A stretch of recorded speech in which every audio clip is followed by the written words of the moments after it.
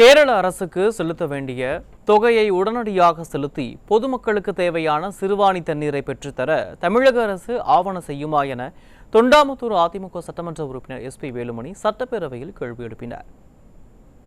பேரவைத் தலைவர் அவர்களே, கோவை மாவட்டத்துக்கு முக்கிய நீராதாரமான சிறுவாணி அணையிலிருந்து கோவை மாநகராட்சிக்கு பொதுமக்கள் பயன்பாட்டுக்கு நாளொன்றுக்கு 77 MLD வழங்கப்படுகிறது.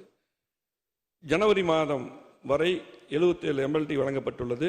தற்போது நாளொன்றுக்கு 47 MLD தான் வழங்கப்பட்டுகிறது. 30 MLD கேரள அரசு குறைக்கப்பட்டிருக்கிறது. அதே போல கிராம பஞ்சாயத்துக்கு வழியாக இருக்கக்கூடிய 10 ஊராட்சிகள், 7 பேரூராட்சி, தொண்டாமுத்தூர், தென்கரை, வேடப்பட்டி, தாளியூர், பூலுப்பட்டி, பேரூர், ஆலந்துறை என்ற 7 பேரூராட்சியும் 18 MLD வழங்கப்பட்டு வந்தது.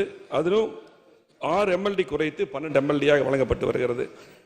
குடிநீர் வடிகால் வாரியத்திலிருந்து கேரள அரசுக்கு 13 கோடி ரூபாய் அந்த தொகை கட்டாத காரணத்தினால் 36 MLD குறைக்கப்பட்டுள்ளதாக தகவல். இதில் பொதுமக்கள் மிகவும் பாதிக்கப்படுகிறார்கள். இப்பொழுது தற்போது ஒரு தகவல் 6 கோடி ரூபாய் செலுத்தியுள்ளதாக ஒரு தகவல் வந்திருக்கிறது.